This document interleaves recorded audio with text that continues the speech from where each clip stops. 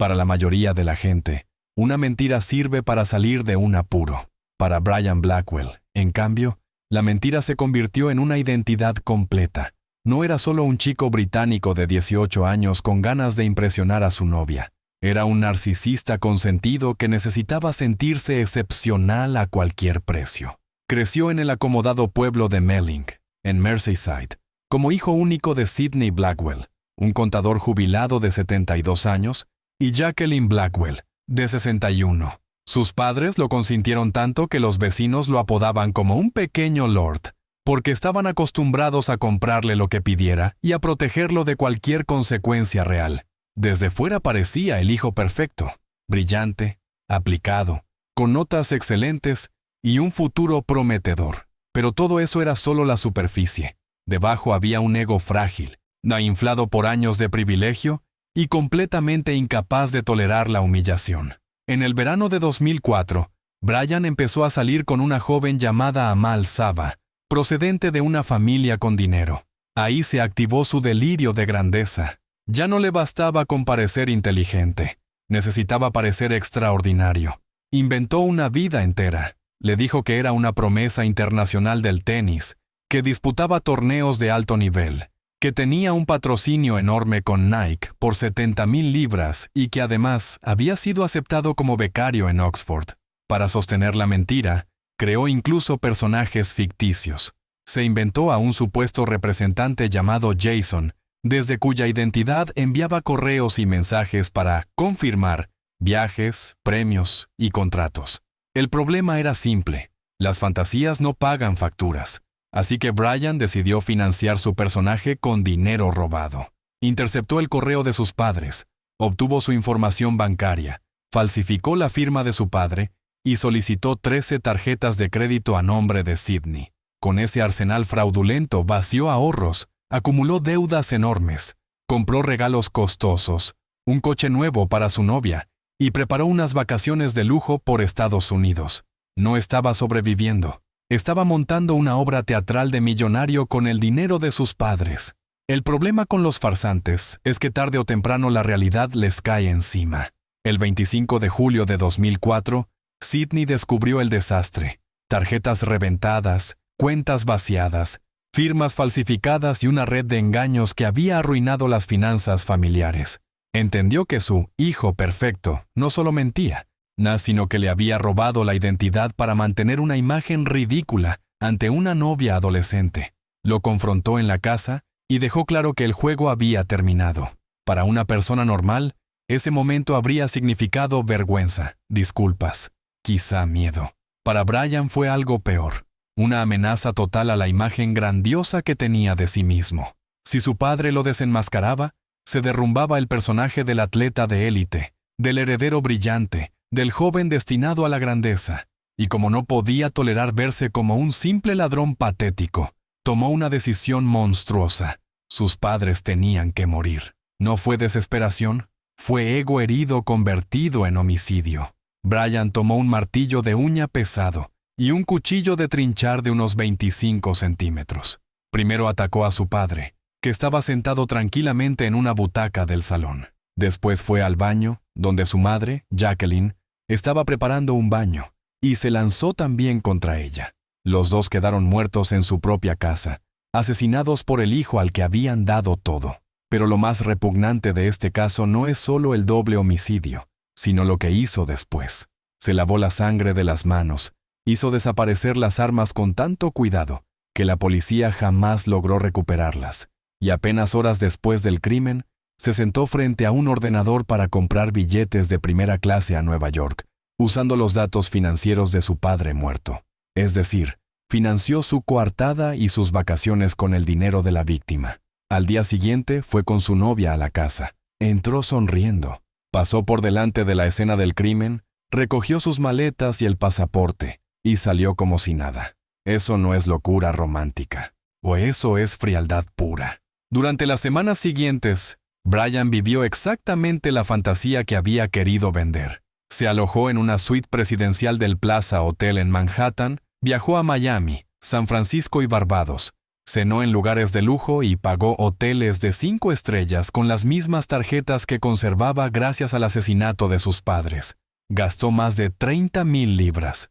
Cada vez que Amal preguntaba por Sidney y Jacqueline, él respondía con la misma facilidad con la que respiraba. Decía que estaban de vacaciones en España y que no podían ser localizados. Cuando regresaron al Reino Unido, siguió con la farsa y hasta se mudó a casa de su novia. Mientras tanto, en Melling, el tiempo empezó a delatarlo. Pasaron semanas. Los vecinos vieron enjambres de moscas acumulándose en las ventanas de la vivienda familiar. El 5 de septiembre de 2004, la policía entró por la fuerza y encontró los cuerpos en avanzado estado de descomposición. Sidney en el salón y Jacqueline en el baño. La casa entera gritaba lo que Brian llevaba semanas intentando maquillar con hoteles y sonrisas. Cuando lo interrogaron, intentó seguir actuando. Dijo que estaba en Estados Unidos cuando ocurrió todo. Insinuó que tal vez habían sido ladrones o incluso asesinos a sueldo, y representó el papel del hijo devastado. Pero su castillo de mentiras era demasiado artificial, demasiado cargado de falsificaciones, deudas y huellas financieras. Los investigadores le pusieron delante el fraude con las tarjetas, las firmas falsificadas, los mensajes del falso Jason y la cronología exacta del viaje de lujo. Aguantó 2 días antes de derrumbarse y confesar. Luego vino el giro judicial más incómodo del caso.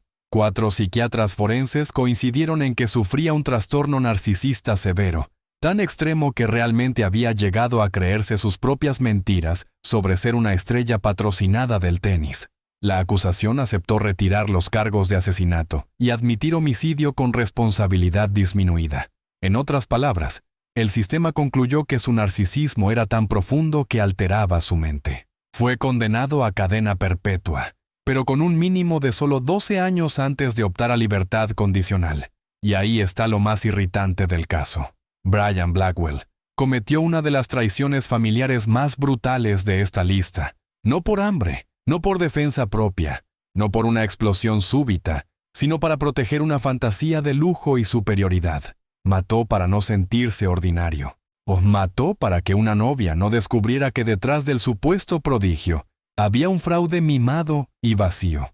Sin embargo, a diferencia de otros asesinos que morirán en prisión, él salió en libertad condicional en 2016, con 30 años, y hoy vive con una nueva identidad bajo condiciones de por vida. Sus padres siguen en sus tumbas.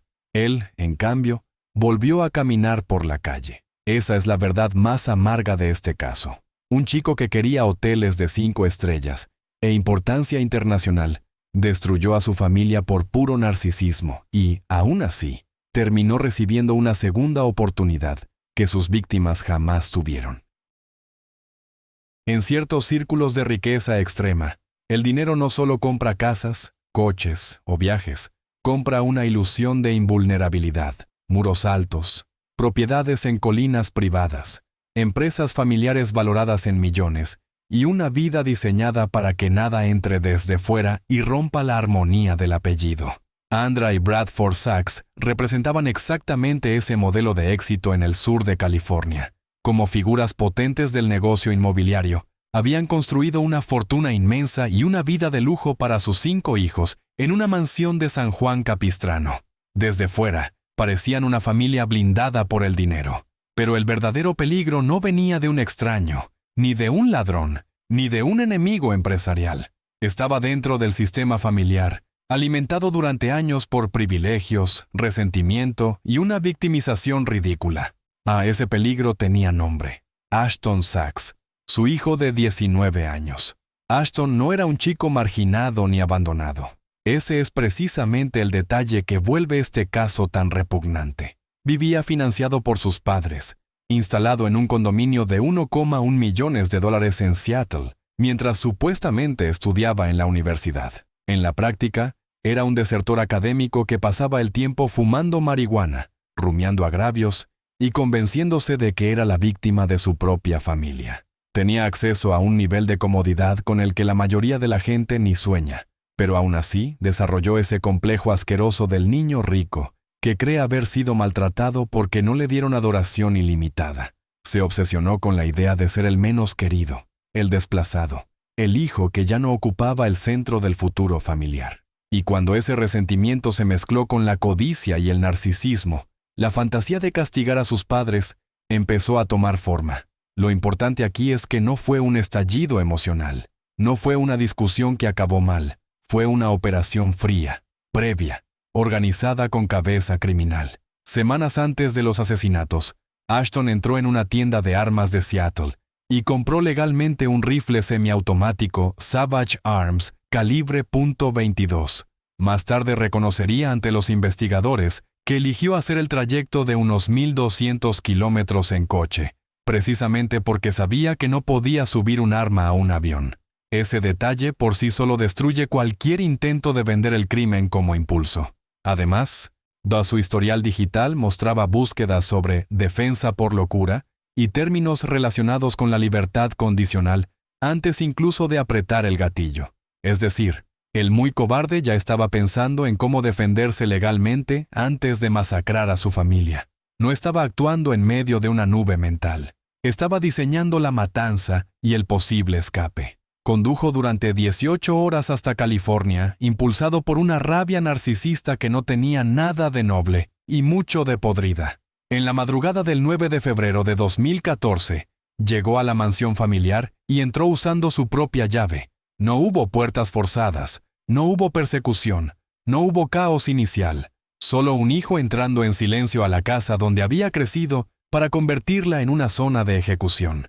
Caminó por los pasillos oscuros con la precisión de alguien que conocía cada habitación y cada rutina. Su primer destino fue el dormitorio principal. Allí dormían Andra, de 54 años, y Bradford, de 57.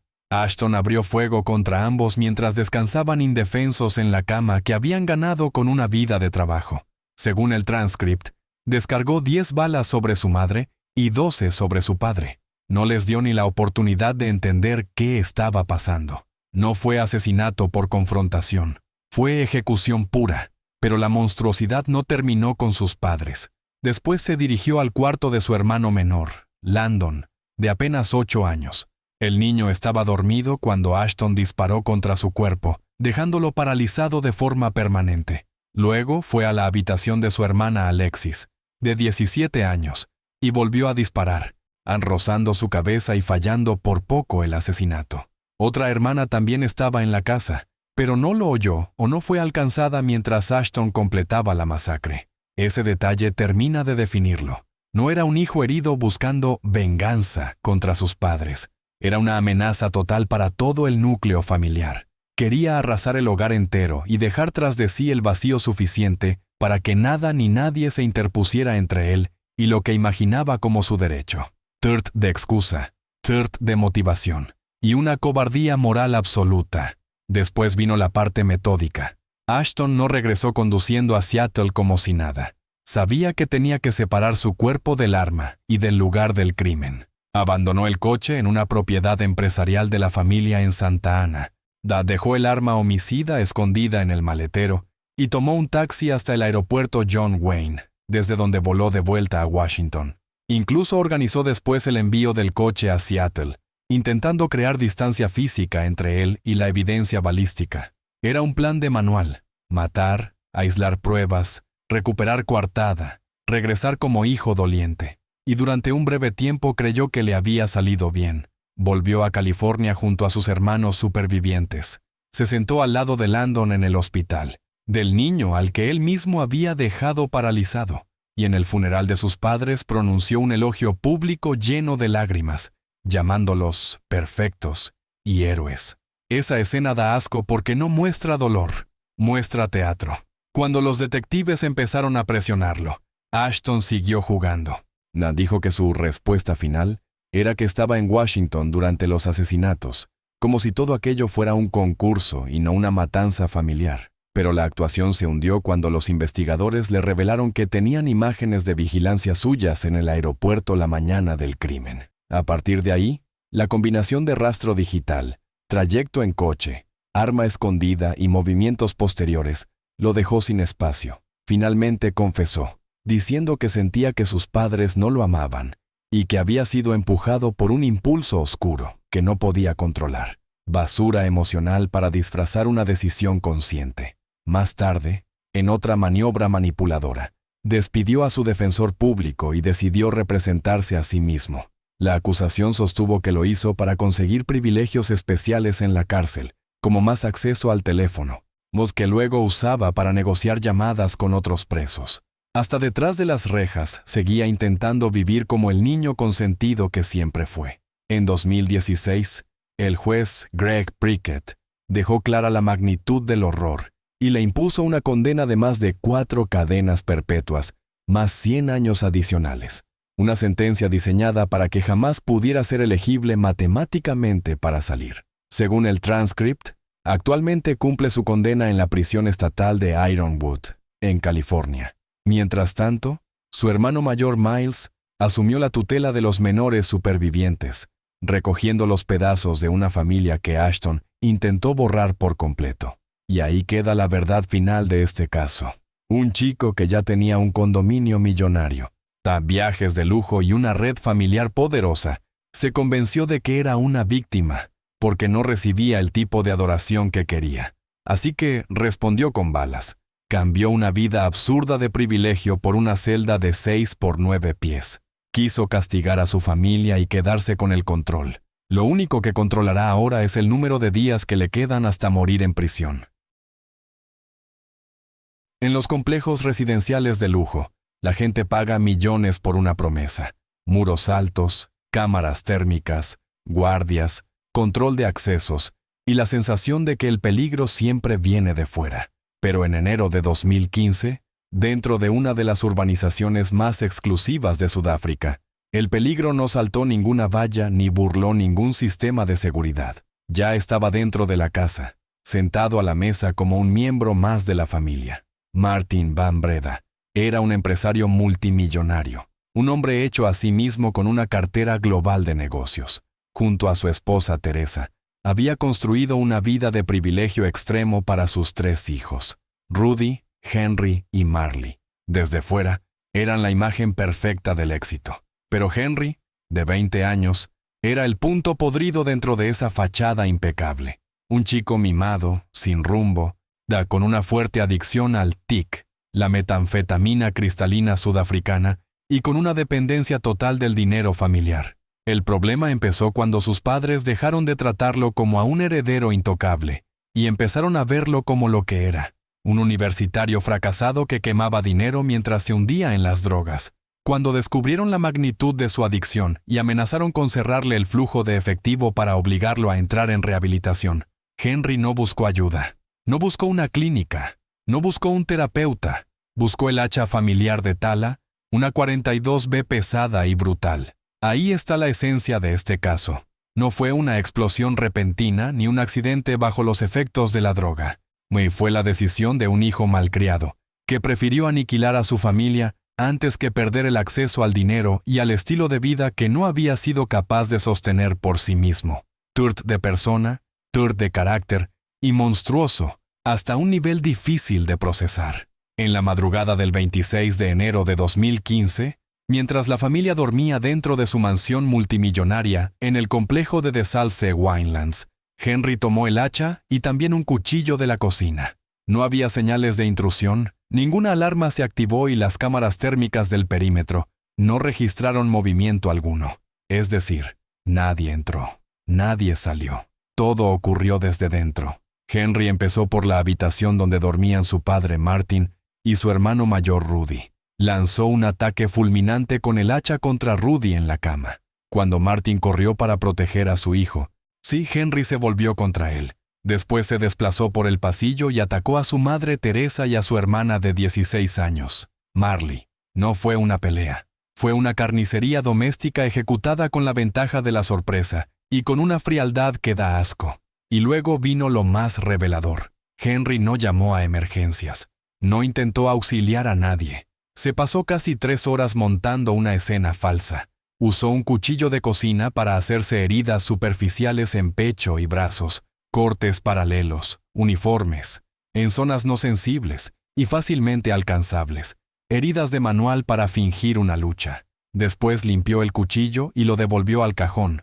Durante ese intervalo, mientras su hermana Marley seguía cerca, gravemente herida pero aún con vida. Henry se sentó en la cocina a fumar 3 cigarrillos.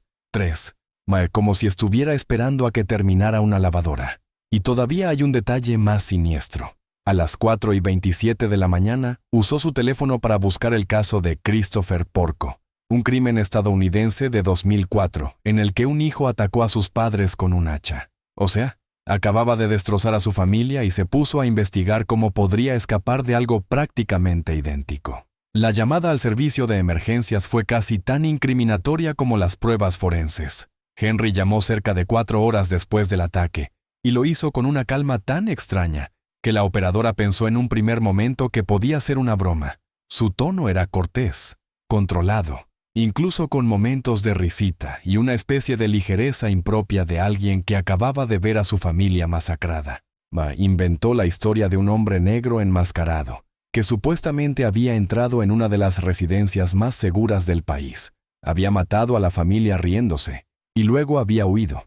También dijo que él estaba en el baño con diarrea cuando empezó el ataque, y que solo se había desmayado tras un breve forcejeo con el intruso. Era una versión tan torpe que insultaba la inteligencia. Cuando llegaron los paramédicos, encontraron otra cosa. Martin, Teresa y Rudy estaban muertos. Marley seguía viva pese a heridas devastadoras en cabeza y cuello, y Henry estaba allí, con sus lesiones perfectamente ordenadas y un semblante casi imperturbable. La investigación desmontó su cuento en cuestión de días. No había ADN de ningún extraño. Los registros de seguridad demostraban que nadie había entrado ni salido del complejo en el periodo crítico. Y, sobre todo, las manchas de sangre en los pantalones cortos de Henry probaron que estaba situado directamente encima de su padre y su hermano, cuando cayeron los golpes del hacha. Eso no encaja con una víctima secundaria. Encaja con el atacante. Mientras los investigadores armaban el caso, Henry siguió comportándose como un sociópata clásico de familia rica. Ocio, comodidad, nueva novia, vida relativamente relajada y una tranquilidad irritante, como si la sangre todavía pegada a las paredes de la mansión no tuviera nada que ver con él. Se creyó protegido por su apellido, por el dinero, por la imagen de niño bien, y por una mentira de intruso imaginario que no resistía ni 5 minutos de análisis serio. En el juicio de 2017, la fiscalía presentó una tesis clara. Henry era un heredero mimado, adicto y furioso porque le iban a cortar el acceso al dinero, y por eso intentó borrar a casi toda la línea familiar para despejar el camino hacia una herencia multimillonaria. En junio de 2018, fue declarado culpable y sentenciado a 3 cadenas perpetuas consecutivas, más 15 años adicionales por el intento de asesinato de su hermana. Marley sobrevivió, aunque quedó con amnesia retrógrada, incapaz de recordar el rostro del monstruo que blandía el hacha. Henry mantuvo su inocencia durante todo el proceso, ni confesó ni mostró un arrepentimiento real. En 2019, el Tribunal Constitucional de Sudáfrica rechazó su último intento de apelación. Más tarde fue trasladado en 2022, tras ser atacado por otros internos. Según el transcript, no podrá optar a libertad condicional hasta aproximadamente 2043. La brutalidad de este caso no está solo en los asesinatos, sino en la lógica podrida que lo sostiene. Henry Van Breda lo tenía todo: dinero, privilegio, apellido, oportunidades, protección, y aún así eligió el camino más salvaje porque alguien se atrevió a ponerle un límite. No soportó la idea de rehabilitación, ni la posibilidad de perder el efectivo, ni la simple exigencia de enfrentarse a su propia ruina. Así que convirtió una mansión de lujo en un matadero, y después intentó vender una historia ridícula para escapar. Pero la ciencia forense lo destrozó. El heredero que creyó que podía abrirse paso a hachazos hacia una fortuna, terminó aprendiendo la lección más dura posible. El dinero familiar puede comprar comodidad, pero no puede borrar salpicaduras de sangre, registros de seguridad, ni una escena criminal tan descaradamente montada. Ahora su futuro cabe en una celda, y está exactamente donde merece estar. Joel Guy Jr. tenía 28 años y llevaba demasiado tiempo viviendo como un adolescente mantenido. Mientras sus padres trabajaban desde hacía décadas para sostener a la familia, Él seguía instalado en una existencia artificial, financiada mes a mes desde la distancia. Joel Guy Sr. y Lisa Guy vivían en Knoxville, Tennessee, en un entorno acomodado y estable. Él era diseñador de ingeniería de tuberías. Ella trabajaba en recursos humanos. Durante años depositaron dinero en la cuenta de su hijo para pagarle alquiler, comida y estudios en Louisiana State University. Pero aquella supuesta etapa universitaria era, en realidad, una farsa sostenida por el dinero de sus padres. Joel Jr. apenas avanzaba. No tenía empleo real y no mostraba ninguna intención de convertirse en el profesional que fingía ser. En el otoño de 2016, sus padres decidieron cerrar el grifo. Querían jubilarse, vender la casa, comprar una autocaravana y viajar por el país. Para hacerlo, tenían que dejar de financiar a un hijo adulto que no quería trabajar. El plan era decírselo durante el fin de semana de Acción de Gracias. El dinero se acababa y Joel Jr. tendría que ganarse la vida por sí mismo. Para cualquier persona madura, aquello habría sido un golpe duro, pero asumible. Para Joel Jr., en cambio, fue una amenaza insoportable. No pensó en independizarse, ni en buscar empleo, ni en cambiar. Pensó en el seguro de vida. Tomó una libreta y empezó a calcular cuánto dinero recibiría si sus padres morían. Escribió con frialdad que esos $500,000 serían suyos. Luego entendió algo decisivo. Si uno moría antes que el otro, el dinero no iría a él de inmediato. Para cobrar, ambos tenían que desaparecer. Ahí nació el plan. No fue un arrebato. Fue una decisión económica disfrazada de tragedia familiar. La libreta se convirtió en un manual de asesinato. Joel Jr. anotó listas detalladas de compras, cuchillos de carnicero, recipientes plásticos grandes, ácido muriático, peróxido de hidrógeno de grado alimentario y lejía.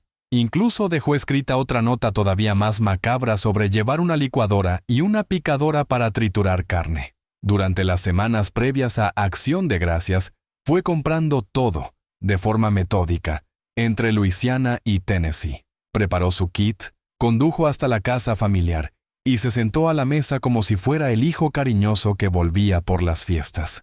Pero ya no estaba allí como hijo, estaba allí como depredador. El sábado 26 de noviembre de 2016, cuando la casa quedó más vacía, pues supo que era el momento. Lisa salió a comprar. Entonces Joel Jr. subió y atacó a su padre, de 61 años. Hubo forcejeo, tanto que el asesino terminó con profundas heridas defensivas en las manos. Aún así, logró dominarlo y matarlo. Cuando Lisa, de 55 años, regresó con las bolsas del supermercado, apenas tuvo tiempo de entrar. Dejó las compras en el vestíbulo y su hijo la atacó de inmediato. Lo que vino después fue todavía más monstruoso. Joel Jr. no se limitó a matar. Intentó borrar físicamente a las dos personas que lo habían mantenido durante años. Arrastró los cuerpos hasta los baños, los desmembró y colocó los restos en contenedores plásticos. Luego vertió la mezcla química corrosiva que había preparado con antelación: ácido, lejía y peróxido. Era un intento espantoso de descomposición acelerada, y una escena que más tarde sería descrita en el juicio como una especie de guiso diabólico. Después hizo las maletas, robó las carteras de sus padres y condujo de vuelta a Baton Rouge. Allí actuó con una sangre fría escalofriante. Fue a una clínica universitaria para tratarse los cortes de las manos y dijo que se había herido por accidente. Luego usó la tarjeta de crédito de su madre muerta para pagar internet. Intentó transferirse dinero desde las cuentas de sus padres y buscó en internet cómo ocultar su dirección IP y cómo se paga un seguro de vida cuando una persona aparece como desaparecida. No era un loco fuera de control. Era un parásito calculador intentando monetizar un doble homicidio. El plan se vino abajo muy rápido. El lunes por la mañana, Lisa no apareció en el trabajo y eso provocó una revisión de bienestar en la vivienda. Sí, cuando los agentes llegaron, vieron por la ventana las bolsas del supermercado abandonadas en la entrada, una señal brutal de que algo había interrumpido a Lisa en el mismo instante en que entró en casa. Al acceder, encontraron el calor sofocante, el olor químico y una escena impropia de una casa familiar. En la habitación de invitados apareció otro detalle demoledor: la mochila de Joel Jr., contenía la libreta con el esquema exacto del crimen. Ya no era una sospecha, era una confesión escrita. Al día siguiente, fue detenido fuera de su complejo de apartamentos. Durante el interrogatorio mantuvo un silencio helado y se declaró no culpable, pese a que la evidencia física y documental lo aplastaba por todos lados. En el juicio de 2020, la Fiscalía presentó un caso demoledor: recibos de compra, grabaciones, búsquedas o movimientos financieros y, sobre todo, las notas manuscritas del propio acusado. Joel Jr. contempló fotografías estremecedoras sin mostrar emoción, ni lágrimas, ni culpa, ni humanidad. En un movimiento legal tan extraño como revelador, llegó incluso a pedir representarse a sí mismo y solicitó que el juez le impusiera la pena de muerte, además de intentar impedir que sus abogados presentaran pruebas atenuantes. El tribunal rechazó esa maniobra. El jurado tardó menos de 3 horas en declararlo culpable de 2 cargos de asesinato en primer grado y varios cargos relacionados con el abuso de cadáveres. Durante la sentencia, el juez destacó algo importante: Joel Jr. podía ser intelectualmente capaz, pero la ejecución de su plan había sido absurdamente torpe por la enorme cantidad de pruebas que dejó tras de sí. Recibió 2 cadenas perpetuas consecutivas sin posibilidad de libertad condicional. Más tarde apeló, alegando que la policía no tenía orden judicial para la primera entrada a la casa, pero en 2023 la condena fue confirmada. La esencia de este caso no es solo la codicia, es algo más vacío y más repugnante: la convicción de que trabajar era una humillación, mientras que asesinar a sus propios padres para seguir siendo mantenido era, en su mente, una salida lógica. Joel Guy Jr. quería una vida completamente pagada por otros, sin esfuerzo, sin responsabilidad y sin límites. La obtuvo, sí, pero no como la imaginaba.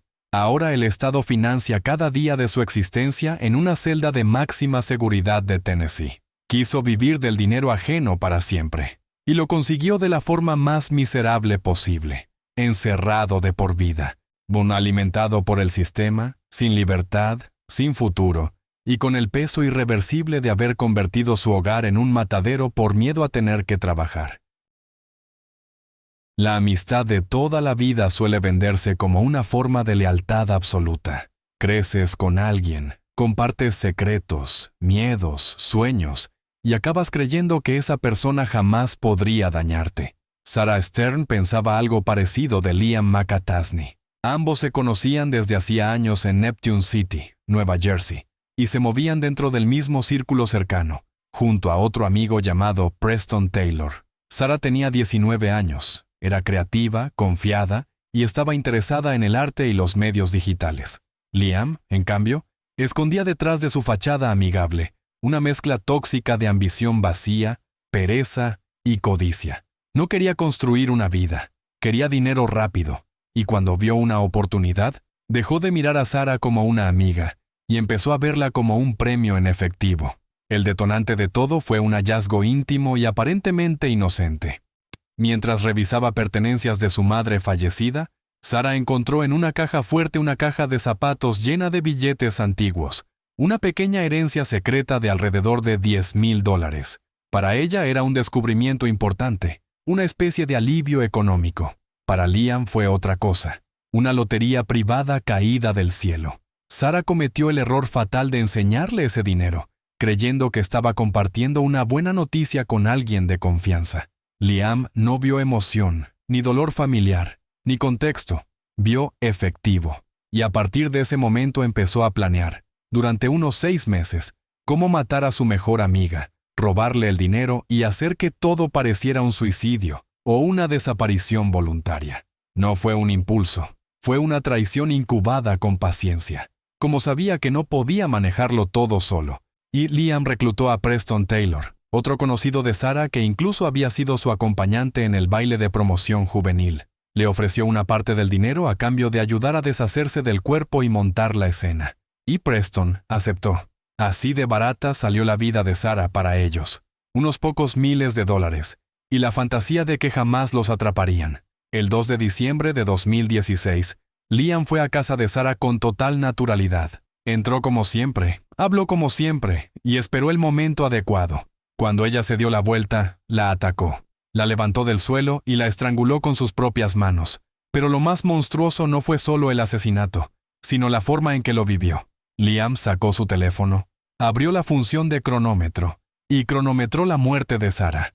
Permaneció allí unos 30 minutos, observando cómo se apagaba, como si estuviera supervisando una tarea doméstica.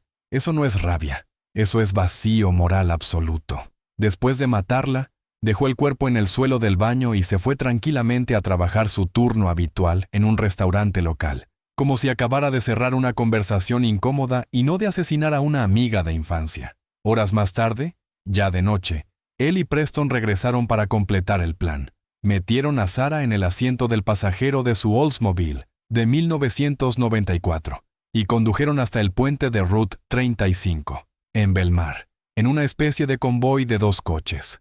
Allí arrastraron su cuerpo hasta la barandilla y lo lanzaron a las aguas heladas del río Shark. Para rematar la escenificación, dejaron el coche abandonado sobre el puente con las llaves puestas, creando la imagen de una posible fuga o suicidio. El vehículo apareció pocas horas después y se activó una gran búsqueda. Mientras familiares y conocidos se angustiaban, Liam interpretó a la perfección el papel del amigo devastado. Participó en búsquedas, concedió entrevistas y expresó sorpresa y tristeza ante las cámaras.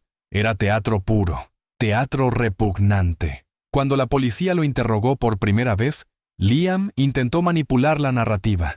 Dijo que Sarah estaba deprimida, que había hablado de huir a Canadá y que quería escapar de su padre loco. Era una mentira calculada, diseñada para empujar a los investigadores hacia una explicación emocional en lugar de criminal. Pero su arrogancia fue su perdición. Meses antes del asesinato, Liam le había comentado a un conocido, el cineasta aficionado Anthony Curry, una supuesta idea de guión sobre matar a una chica por dinero. Cuando Anthony vio la noticia de la desaparición de Sarah, entendió que aquello no era una coincidencia grotesca y acudió a la policía. Entonces los investigadores equiparon el coche de Anthony con grabación oculta y lo enviaron a reunirse con Liam. El 31 de enero de 2017, Liam entró en ese coche creyendo que estaba a salvo, listo para presumir, y habló demasiado. Muchísimo. Demasiado. En esa conversación grabada, Liam ofreció una confesión prácticamente completa y lo hizo sin empatía, sin culpa y sin el menor temblor moral. Describió el crimen con una frialdad insoportable. Se quejó, no de haber matado a Sarah, sino de que el dinero encontrado no era tan útil como esperaba. Se lamentó de que los billetes fueran viejos, estuvieran dañados o fueran difíciles de cambiar en el banco. Incluso se burló del perro de Sarah, y diciendo que estuvo allí mirando mientras la mataba y que no hizo nada. Esa frase por sí sola define quién era Liam McAtasney. No un chico confundido, no un joven que se equivocó, sino un depredador narcisista que redujo la vida de su amiga a una mala inversión. Su único arrepentimiento era no haber conseguido más dinero.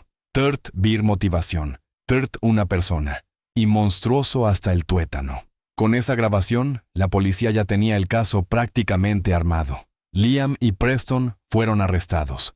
Preston cedió enseguida, llevó a los agentes hasta 2 cajas fuertes enterradas que contenían el dinero robado y aceptó colaborar contra Liam. En el juicio de 2019, el jurado vio las grabaciones ocultas y quedó enfrentado a una verdad brutal. Liam no estaba improvisando una fantasía, estaba relatando con orgullo un asesinato real.